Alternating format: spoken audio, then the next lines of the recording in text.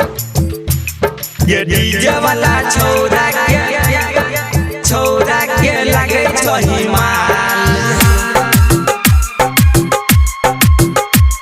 ये डीजे वाला छोरा के लगे छही माल। Presented by Arhulia Recording Studio। हाँ गोरे गोरे फूलल छोगाल।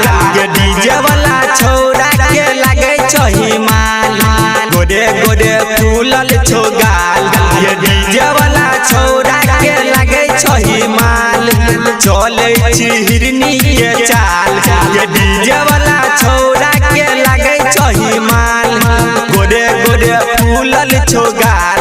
ये डीजे वाला छोरा के लगे छही माल। कारी कारी लंबा छोबाल। ये डीजे वाला छोरा के लगे छही माल।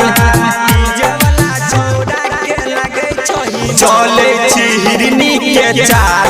ये डीजे वाला छोरा के लगे छही माल। गोरे गोरे फूलल छोगाल। ये डीजे वाला छोरा के लगे छही माल। ये डीजे वाला छोरा के लगे छही माल। ओम Shankar. Presented by Arhulia Recording Studio। Kharbhinda. तन मन में देख तोरा लग जाय छो आय। मन करो तोरा संगे जाय तो के भाई। तन मन में देख तोरा लग जाय छो आय। मन करो तोरा संगे जाय तो के भाई। भले जेल हेते लेकिन खेल हेते। भले जेल हेते लेकिन खेल हेते।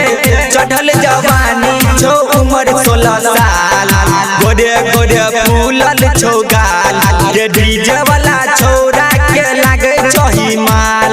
ये डीजे वाला छोरा के लगे छही माल। चले छी हिरनी के चाल।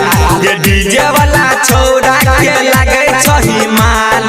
गोरे गोरे फूलल छोगाल। ये डीजे वाला छोरा के लगे छही माल।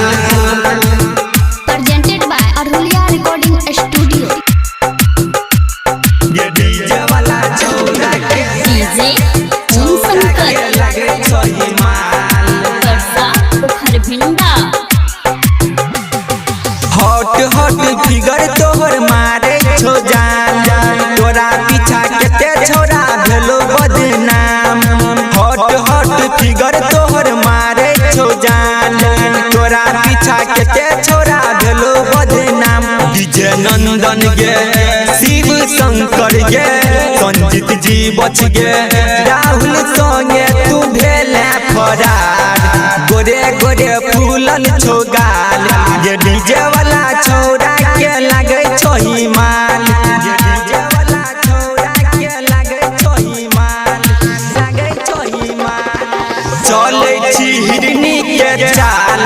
ये डीजे वाला छोरा के लगे छही माल। गोरे गोरे फूलल छोगाल। ये डीजे वाला छोरा के लगे छही माल। Presented by Arhulia Recording Studio।